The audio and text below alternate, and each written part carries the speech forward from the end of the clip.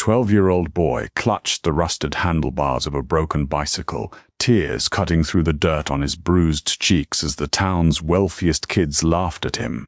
They thought he was just a worthless orphan. They had no idea the phone call that was about to be made. The desert wind blowing through the San Bernardino Valley had a way of coating everything in a fine layer of grit, but Toby Harrison didn't mind. For Toby, the dust was a blanket that hid the ugly realities of his life. At 12 years old, Toby was a ghost in the crowded, dilapidated halls of the Oak Creek foster home. He was small for his age, with quiet blue eyes and hands permanently stained with chain grease. Toby had exactly one possession in the world that mattered: a beat-up Frankenstein monster of a bicycle. It wasn't a sleek BMX or a multi-geared mountain bike. It was a heavy, steel-framed cruiser from the late 70s, featuring a mismatched front tire, a seat wrapped in silver duct tape, and a chain that squeaked rhythmically no matter how much oil Toby applied. To the rest of the world it was scrap metal.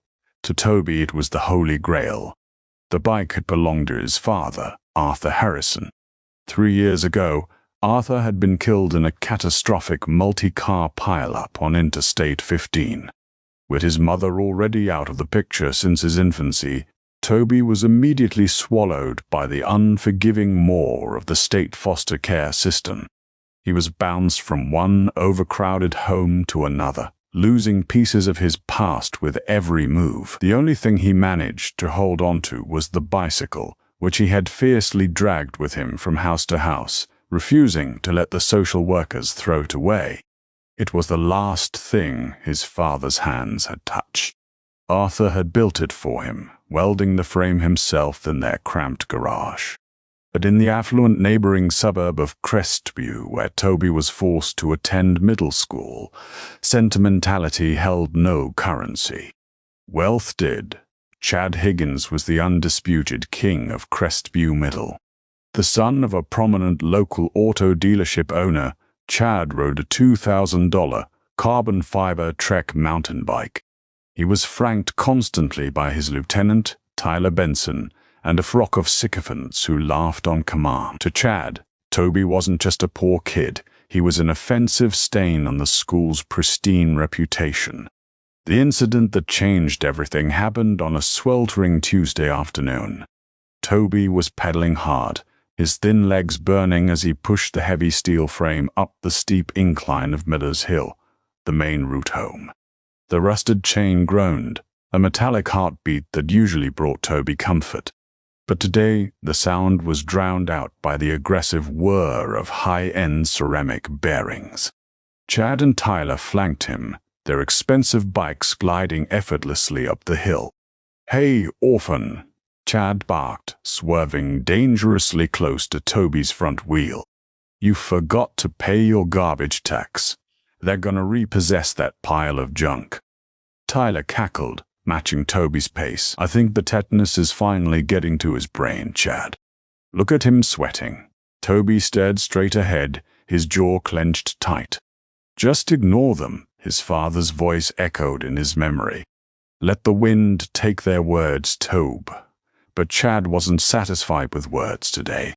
He noticed the worn leather jacket Toby was wearing, another relic of his father, 3 sizes too big and frayed at the cuffs. It offended Chad's sensibilities. "I'm talking to you, trash," Chad sneered. He kicked out his heavily padded sneaker, striking Toby's front tire. The heavy steel bike wobbled violently. Toby fought the handlebars, his panicked breath hitching in his throat, but the heavy frame was too unforgiving. The front wheel hooked sharply to the right and Toby was launched over the taped seat. He hit the asphalt hard, skinning his elbows and tearing the knee of his only good pair of jeans.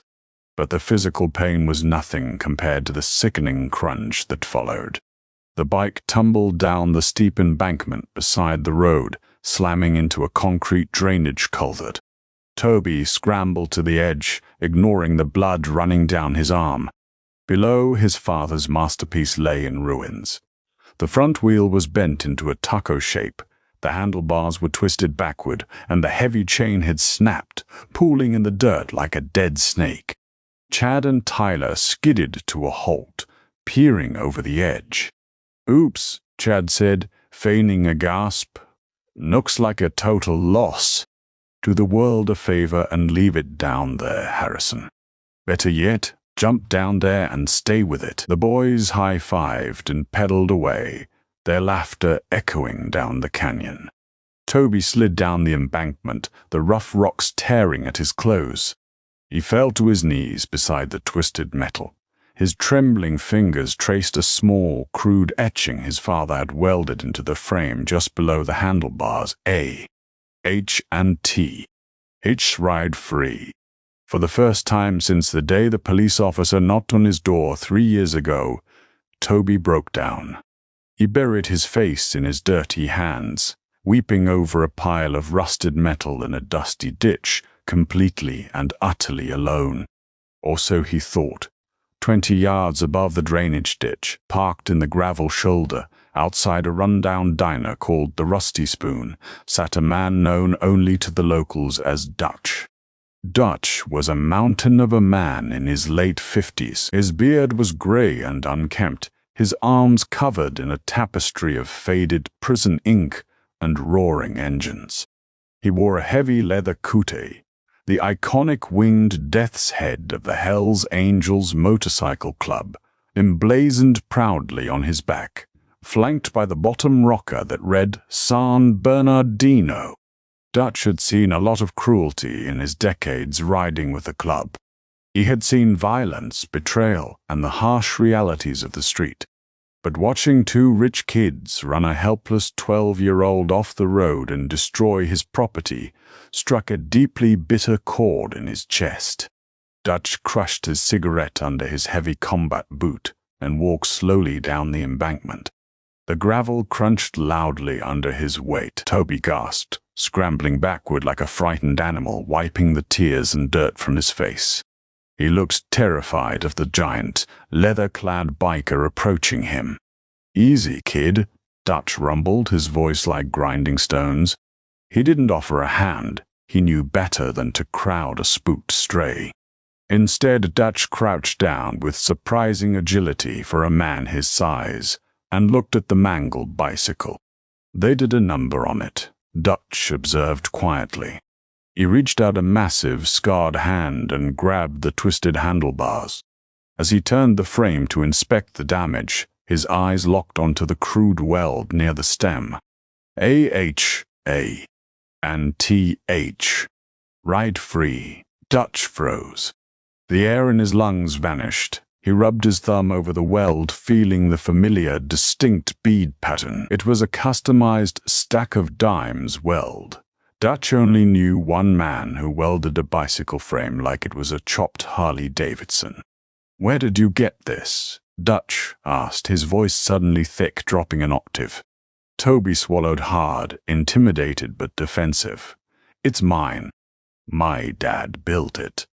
Dutch's piercing eyes snapped from the weld to the boy's face. He took in the oversized, worn leather jacket, the quiet blue eyes, and the defiant set of the kid's jaw. "What's your name, son?" Dutch asked softly. "Toby," the boy whispered. "Toby Harrison." Dutch felt a cold shiver run down his spine, a rare sensation for the hardened biker. Arthur Harrison, Knuckles Artie. Arthur Harrison hadn't just been a mechanic. He had been the most revered custom builder the San Bernardino chapter had ever known. More than that, Arthur was family. 7 years ago, during a violent clash with a rival syndicate, Arthur, a civilian, had dragged 2 wounded Hells Angels out of a burning clubhouse, taking a bullet to the shoulder in the process. He had refused club membership, preferring to stay an independent family man, but he was awarded the highest honor an outsider could receive, absolute, unconditional protection from the Brotherhood. When Arthur died in that highway wreck 3 years ago, the club had been devastated. The president, a fearsome man named Big Rick Stanton, had personally ordered a search for Arthur's only son, but Toby's mother had no legal rights. The state had moved with bureaucratic ruthlessness, and Toby's file had been sealed and transferred multiple times.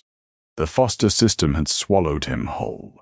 The angels had spent thousands in private investigator fees trying to find him, only to hit dead ends. And now here the boy was, bleeding in a ditch, tormented by entitled brats. Dutch didn't smile. He didn't cry. He simply stood up, pulled a clean bandana from his back pocket, and handed it to Toby. "Wipe the blood off your arm, Toby. Gather what you can carry. We're getting your bike out of this ditch." "Why?" Toby asked, his voice trembling. "It's ruined. It's garbage now." Dutch stopped and looked down at the boy. "Your father was Arthur Harrison. To a lot of men he was a king. Kings don't ride garbage, and neither do their sons." Together the giant biker and the small boy dragged the mangled frame up the hill. Dutch loaded the wreckage into the back of his battered pickup truck. He told Toby to get in the cab, turned the key, and blasted the heater. As Toby sat shivering in the passenger seat staring at the dashboard, Dutch pulled out his cell phone. He didn't dial the local police. He didn't call the Oak Creek foster home. He dialed a secure number that went directly to the clubhouse. The line picked up on the second ring. "Yeah," a deep, gravelly voice answered. It was Big Rick Stanton. "Rick." "It's Dutch." The older biker stared through the windshield at the affluent houses of Crestview in the distance, his eyes narrowing into dangerous slits. "You remember that promise we made to Knuckles before they buried him?" There was a pause on the other end of the line. The background noise of the clubhouse instantly silenced. "Every day," Rick replied, his tone shifting into something deadly serious.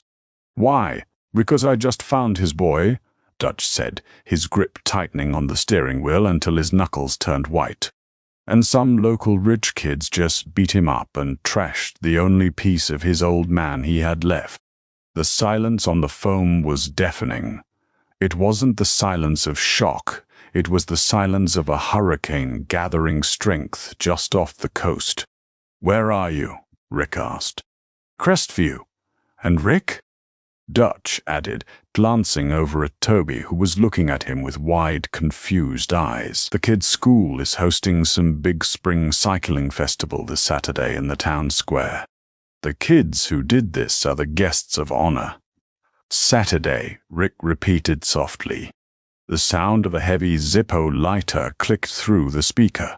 "Give me the bike specs. Have the garage boys work around the clock. By Saturday, that bike will be better than new." "And the town?" Dutch asked. "Put the word out," Rick commanded, his voice rumbling like a V-twin engine. "Call the Oakland Charter. Call Vegas. Call every patched member on the West Coast. We're going for a ride to Crestview." Dutch hung up the phone. He looked at Toby, who was clutching the bloody bandana. "I don't have any money to fix it," Toby whispered, staring down at his lap. Dutch finally offered a small, terrifying grin. "Don't worry about the bill, kid. It was paid in full a long time ago." Over the next 4 days, the affluent town of Crestview went about its business, blissfully unaware. Chad Higgins bragged in the hallways about how he had taken out the trash. The school prepared for the cycling festival, erecting banners and setting up grandstands in the town square. Chad's father had bought out the local media to cover his son's victory lap. Meanwhile, in a heavily fortified compound 50 miles away, sparks flew late into the night. Hammers rang against anvils and 50 men rotated shifts, stripping, welding, polishing, and repainting a twisted metal frame. And on the highways stretching from Nevada to Northern California, small groups of men in black leather were quietly packing their saddlebags and fueling up their motorcycles. The forecast for Saturday in Crestview called for clear, sunny skies. But a storm was coming. Saturday morning broke over Crestview with a picture-perfect, cloudless sky. The town square had been transformed into a cyclist's paradise for the annual spring cycling festival. Brightly colored banners fluttered from antique lampposts, and booths selling high-end aerodynamic gear lined the manicured cobblestone walkways. The air smelled of expensive espresso and kettle corn. In the center of it all was a large wooden stage, sponsored heavily by Higgins Auto Group. Chad Higgins stood near the front of the stage, leaning casually against his pristine carbon fiber mountain bike. He was wearing matching spandex cycling gear, soaking in the admiration of the crowd. Tyler Benson was right beside him, holding a trophy the school had already decided Chad would win for athletic excellence. Chad's father, Richard Higgins, a man with a booming voice and a fake tan, was at the podium, delivering a long-winded speech about community values, perseverance, and the superiority of Crestview's youth. Standing on the very edge of the crowd, hidden behind a towering oak tree, was Toby. He felt entirely out of place. He was still wearing his father's frayed leather jacket, his hands shoved deep into his pockets. He hadn't wanted to come, but Dutch had insisted. The giant biker had picked him up from the foster home that morning in his battered pickup, telling the matron he was taking the boy for a mentorship outing. "Just watch the show, kid," Dutch had said, standing a few paces behind Toby, his arms crossed over his massive chest. "I don't get it, Dutch," Toby muttered, looking at the stage where Chad was waving to the cheering parents. "My bike is gone. They won. Why do I have to watch him get a trophy?" Dutch just smiled a tight, dangerous pulling of his scarred lips. "Patience, Toby. The show hasn't started yet." Richard Higgins tapped the microphone, drawing the crowd's attention. "And so, it is my absolute honor to present the first-place ribbon of today's exhibition to my son, a boy who embodies the strength and determination of our beautiful town, Chad Higgins." The crowd erupted into polite country club applause. Chad puffed out his chest, stepping forward to grab the microphone. "Thank you, Dad. I just want to say that being a winner isn't just about what you ride, it's about who you are. And we don't let trash ruin our streets." Chad's arrogant speech was abruptly cut off. It started as a vibration in the soles of their shoes, a low, throbbing hum that seemed to rattle the very cobblestones of the square. Richard Higgins frowned, looking up at the sky, thinking it was a low-flying commercial jet. But the sound wasn't coming from above. It was coming from the valley road. The hum deepened into a growl. The growl escalated into a deafening, thunderous roar. The polite applause died instantly. Parents grabbed their children. The mayor stepped back from the podium. Down the main avenue, rolling past the boutique cafes and organic grocery stores, came a tidal wave of chrome, black leather, and heavy machinery. It wasn't a dozen bikers. It wasn't 50. It was a mechanized army. 500 members of the Hells Angels Motorcycle Club rode into Crestview in a staggered, flawless formation. The ground physically shook beneath the weight of 500 V-twin engines. They rode massive Harley-Davidsons, custom choppers, and sleek road glides. The midday sun blinded the crowd as it reflected off the polished chrome exhaust pipes and heavy front forks. Leading the pack was Big Rick Stanton. He rode a terrifying, midnight black chopper with high ape-hanger handlebars. He wore a pristine white helmet, a stark contrast to his dark, heavy beard and the iconic winged death's head on his back. Behind him rode men from chapters all over the West Coast: San Bernardino, Oakland, Las Vegas, Vallejo. The local police detail, consisting of 2 officers in a single squad car, took one look at the endless sea of patched members, slowly backed their cruiser into an alleyway, and turned off their flashing lights. They knew better than to interfere. The bikers didn't rev their engines aggressively. They didn't have to. The sheer volume of their collective idle was enough to drown out every other sound in the town. They formed a massive ring around the perimeter of the town square, effectively trapping the festival inside a wall of steel and leather. Traffic in Crestview came to a complete, terrifying standstill. Chad Higgins dropped the microphone. It hit the wooden stage with a sharp screech of feedback. He looked terrified, his arrogant smirk melting into pale, wide-eyed panic. Big Rick kicked down his kickstand. The heavy metal scraped against the cobblestone. Slowly, deliberately, the president of the most notorious motorcycle club in the world dismounted. Beside him, a heavily tattooed road captain named Whiskey John killed his engine. One by one, in a cascading wave of mechanical silence, 500 motorcycles were turned off. The sudden quiet in the town square was heavier and more suffocating than the noise had been. Big Rick Stanton took off his sunglasses. His eyes were cold, sweeping over the terrified crowd of affluent suburbanites. He walked toward the stage, his heavy boots echoing in the absolute silence. Unlooking, Big Rick's deep voice boomed, carrying perfectly across the square without a microphone, for Toby Harrison. The crowd gasped, murmuring nervously. Nobody moved. On the stage, Richard Higgins swallowed hard, trying to maintain his authority. "Excuse me, sir," Higgins stammered, his voice trembling. "This is a private permitted event. You are disrupting." Big Rick didn't even look at him. He simply raised a single leather-gloved finger and pointed it at the mayor. Higgins shut his mouth instantly, taking a hurried step back. "I said," Big Rick repeated, his voice dropping to a dangerous, gravelly pitch, "I am looking for the son of Arthur Harrison." "Step forward, boy." From the back of the crowd, the giant figure of Dutch stepped out from behind the oak tree. He placed a heavy, reassuring hand on Toby's narrow shoulder and gently pushed the 12-year-old forward. The crowd parted like the Red Sea. Whispers hissed through the air as the wealthy townspeople stared at the bruised, dirt-smudged orphan in the oversized leather jacket.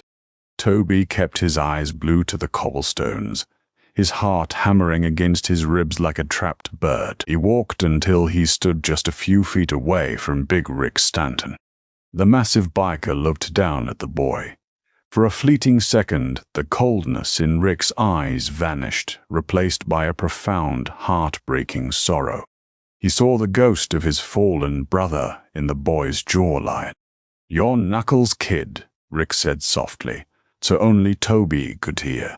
Toby nodded slowly. "Yes, sir." Rick turned to face the stage, his eyes locking dead onto Chad Higgins, who was practically shaking behind his $2,000 mountain bike. "Word reached our clubhouse that a few days ago a couple of punks decided to run this boy off the road," Rick announced to the silent town. "Word is they thought it was funny to destroy the last thing his father ever built for him. They called it trash." Rick slowly walked up the steps of the stage. Chad backed away, dropping his bike. The carbon fiber frame clattered against the wood. Rick didn't touch Chad. He didn't have to. He simply stood over the boy, a mountain of intimidation casting a long, dark shadow. "You listen to me very closely, boy," Rick whispered, loud enough for the front row to hear. "Arthur Harrison was a better man than you will ever be. He saved our brothers. He bled for his family. That bike you threw in a ditch was forged by a king, and out of respect for that king, we don't lay hands on children." Rick leaned in, his nose inches from Chad's trembling face. "But if I ever hear that you even looked at Toby Harrison the wrong way again, you won't have to worry about a bicycle. You'll have to worry about 500 men who consider him family. Do you understand me?" Chad burst into tears, nodding frantically. Tyler Benson had already abandoned the stage, hiding behind a row of porta potties. Satisfied, Rick turned his back on the crying bully and walked back down to Toby. He gestured toward a large black, custom-built utility trailer hooked up to the back of Whiskey John's massive trike. "Open it, Dutch," Rick commanded. Dutch walked over and unlatched the heavy ramp. As it lowered with a mechanical whine, Dutch reached inside and pulled out Toby's bicycle. The crowd let out a collective gasp of genuine awe. It was no longer a rusted, squeaking relic. The garish crew had worked a miracle. The heavy steel frame had been stripped, sandblasted, and repainted in a flawless, deep metallic cherry red. The bent rim had been replaced with heavy-duty, reinforced steel spokes. The duct-tape seat was gone, replaced by hand-stitched, premium black leather. Every bolt, bearing, and chain link shone with fresh grease and polished chrome. But as Dutch brought the bike forward, Toby noticed the most important detail. Just below the handlebars, the metal had been left unpainted, sealed under a thick layer of clear coat. The crude stack of dimes weld was still there, polished to a brilliant silver shine. A. H and T. H. Ride Free. Toby felt the tears hot and fast on his cheeks. He ran a trembling hand over the smooth, cold metal of the handlebars. It felt like his father was standing right beside him. "It's beautiful," Toby choked out, wiping his eyes with the sleeve of his oversized jacket. "It's built for a king's son," Rick said, patting the heavy steel frame. "Go ahead, Toby. Mount up." Toby threw his leg over the saddle. The bike felt solid, perfectly balanced, and entirely invincible. He gripped the handlebars, his knuckles turning white, a massive grin breaking through the dirt and tears on his face. Big Rick Stanton looked at the crowd one last time, a look of absolute disdain. Then he threw his leg over his custom chopper and turned the key. "Let's ride, brothers," Rick roared. Simultaneously, 500 V-twin engines exploded to life. The sound was apocalyptic. The mayor covered his ears, and the wealthy residents of Crestview shrank back in awe and terror. Big Rick pulled his bike up beside Toby. Dutch kicked his own chopper into gear and flanked the boy on the right. "You lead the way, Toby," Dutch yelled over the deafening roar. "We've got your back." Toby pushed down on the pedal. The new ceramic bearings spun silently, the heavy wheels gliding effortlessly over the cobblestones. He rode straight down the center of the avenue, the wind catching the frayed collar of his father's leather jacket. Behind him, riding 2x2 in a flawless, rumbling column of power and respect, followed 500 Hell's Angels. They escorted the 12-year-old Orphan out of the affluent town, leaving the bullies, the mayor, and the shocked citizens in a cloud of exhaust and awe. Things changed drastically for Toby after that day. The Angels didn't just fix his bike, they fixed his life. Using a high-powered law firm retained by the club, Big Rick Stanton pushed through a petition to remove Toby from the broken foster system. Dutch, who turned out to have a remarkably clean criminal record and a booming custom auto shop, was granted full legal guardianship. Toby never had to hide from bullies again, and every weekend, the boy in the oversized jacket could be seen riding his cherry-red cruiser down the San Bernardino highways, surrounded by an honor guard of men who proved that true family isn't always bound by blood. Sometimes it's bound by steel, loyalty, and the open road. Toby's journey proves that the most powerful family isn't always the one you are born into, but the one that chooses to stand by your side when the world turns its back. Loyalty and respect run deeper than wealth or status. If this story of justice, brotherhood, and a father's lasting legacy moved you, please hit that like button, share it with your friends, and subscribe to our channel for more incredible real-life stories.